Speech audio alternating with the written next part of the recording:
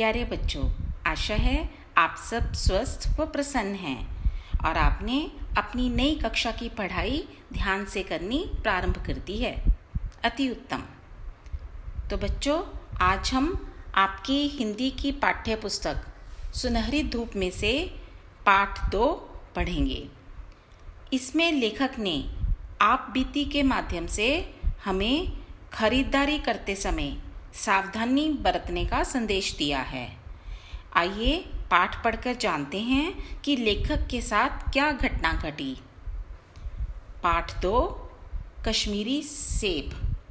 इसके लेखक हैं हिंदी के कथा सम्राट मुंशी प्रेमचंद। पृष्ठ संख्या 14। पहले हम पाठ परिचय पढ़ते हैं। बाजार से कुछ भी खरीदते समय सतर्क रहना बेहद ज़रूरी है। हमारी असावधानी सामने वाले को धोखा देने के लिए प्रेरित करती है। यदि हम जागो ग्राहक जागो वाली जागरूकता को अपनाएंगे तो सामने वाले को बेईमानी का अवसर नहीं मिलेगा तथा हम भी अच्छी गुणवत्ता वाली वस्तुएं खरीद सकेंगे, मीन्स क्वालिटी प्रोडक्ट्स। आगे सुकरात का कथन भी पढ़ते हैं। यदि मनुष्य कुछ सीखना चाहे तो उसकी प्रत्येक भूल कुछ ना कुछ सिखा देती है, means we can learn from our mistakes. तो अब हम पाठ प्रारंभ करते हैं। कल शाम को चौक में 2-4 ज़रूरी चीज़ें खरीदने लगा था। पंजाबी मेवा फरोशों means fruit and dry fruit sellers की दुकानें रास्ते में ही पड़ती हैं। एक दुकान पर बहुत अच्छे रंगदार गुलाबी सेब सजे हुए नज़र आए। जी ललचा उठा। आजकल शिक्षित समाज में, मीन्स एजुकेटेड सोसाइटी और पीपल में, विटामिन और प्रोटीन के शब्दों पर विचार करने की प्रवृत्ति हो गई है। प्रवृत्ति मतलब ट्रेंड और टेंडेंसी। टमाटर को पहले कोई मुफ्त में भी ना पूछता था, अब टमाटर भोजन का आवश्यक अंग बन गया है। गाजर भी पहले गरीबों के पेट भरने की चीज़ थी। अमीर लोग तो उसका हलवा ही खाते थे, मगर अब पता चला है कि गाजर में भी बहुत विटामिन हैं, इसलिए गाजर को भी मेज़ों पर स्थान मिलने लगा है। और सेब के विषय में तो यह कहा जाने लगा है कि एक सेब रोज़ खाइए तो आपको डॉक्टर की ज़रूरत ना रहेगी। डॉक्टर से बचने के लिए हम निबोरी तक खाने को तैयार हो सकते हैं। निबोरी मीन्स नीम फ्रूट। सेब तो रस और स्वाद में अगर आम से बढ़कर नहीं है तो घटकर भी नहीं। हाँ, बनारस के लंगड़े और लखनऊ के दशहरी और बम्बई के अल्फांसो की बात दूसरी है। These are kinds of mango. उनकी टक्कर का फल तो संसार में दूसरा नहीं है, मगर उनमें विटामिन और प्रोटीन हैं या नहीं, हैं तो काफ़ी हैं या नहीं हैं, इन विषयों पर अभी किसी पश्चिमी डॉक्टर की कोई रिसर्च देखने में नहीं आई। सेब को यह विशेषता मिल चुकी है कि अब वह केवल स्वाद की चीज़ नहीं है, उसमें गुण भी हैं। हमने दुकानदार से मोल भाव किया और आधा सेर सेब मांगे।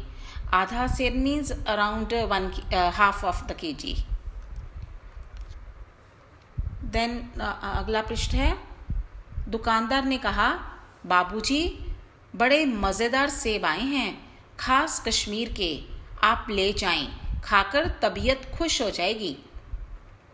मैंने रुमाल निकालकर उसे देते हुए कहा, चुन चुन कर रखना, मीन्स सिलेक्टिव पीसीज रखना, मतलब अच्छे ढंग से सिलेक्शन करना।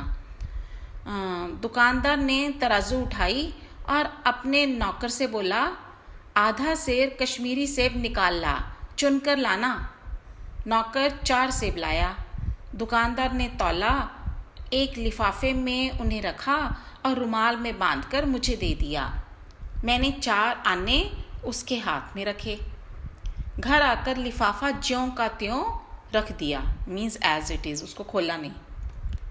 रात को सेब या कोई दूसरा फल खाने का कायदा नहीं है, मीन्स कोई ऐसा कोई कानून नहीं है कि रात को खाना ज़रूरी है। फल खाने का समय तो प्रातःकाल है। आज सुबह मुंह हाथ धोकर जो नाश्ता करने के लिए एक सेब निकाला तो वह सड़ा हुआ था। 1 रुपये के आकार का छिलका गल गया था। समझा रात को दुकानदार ने देखा ना होगा। दूसरा निकाला मगर वह आधा सड़ा हुआ था। अब सड़ा हुआ मीन्स रॉटन। अब संदेह हुआ कि दुकानदार ने मुझे धोखा तो नहीं दिया है। तीसरा सेब निकाला, वह सड़ा तो ना था मगर एक तरफ से दबकर बिल्कुल पिचक गया था। चौथा देखा, वह यूँ तो बेदाग था, मतलब उस पर कोई निशान नहीं था, मगर उसमें एक काला सुराख था जैसे अक्सर बेरों में होता है। काटा तो भीतर वैसे ही धब्बे दिखाई दिए जैसे कि सड़े बेर में होते हैं। एक सेब भी खाने लायक नहीं।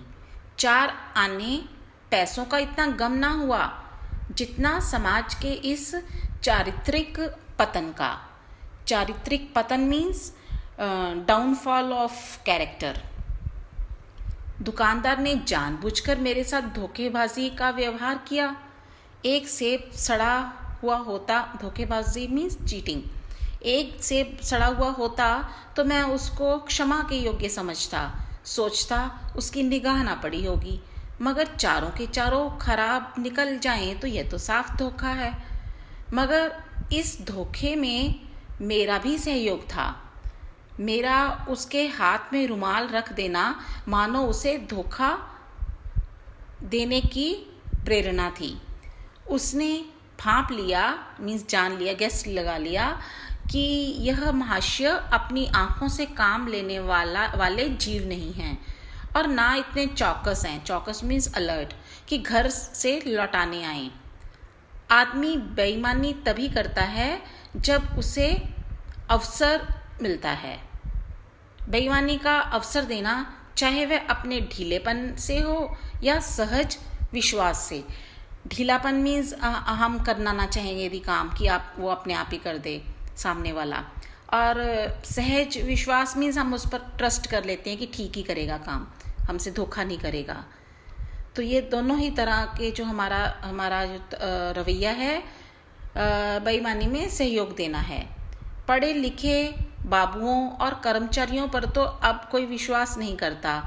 किसी थाने कचहरी या म्यूनिसिपैलिटी में चले जाइए, आपकी ऐसी दुर्गति होगी कि आप बड़ी से बड़ी हानि उठाकर भी उधर ना जाएंगे। मतलब लेखक का अच्छा एक्सपीरियंस नहीं है यहाँ जाकर कुछ काम करवाने का। व्यापारियों की साख अभी तक बनी हुई थी। यूँ तोल में चाहे चटांग कम कर लें, लेकिन आप उन्हें 5 की जगह भूल से 10 का नोट दे आते थे तो आपको घबराने की कोई ज़रूरत ना थी। आपके रुपए सुरक्षित थे। अगला पृष्ठ। मुझे याद है एक बार मैंने मुहर्रम के मेले में एक खुमचे वाले से 1 पैसे की रेवड़ियाँ ली थीं और पैसे की जगह अठन्नी दे आया था। घर आकर जब अपनी भूल मालूम हुई तो खुमचे वाले के पास दौड़ा गया। आशा नहीं थी कि वह अठन्नी लौटाएगा, लेकिन उसने प्रसन्नचित भाव से अठन्नी लौटा दी, मीन्स हैप्पीली उसने रिटर्न कर दी और उल्टे मुझसे क्षमा मांगी।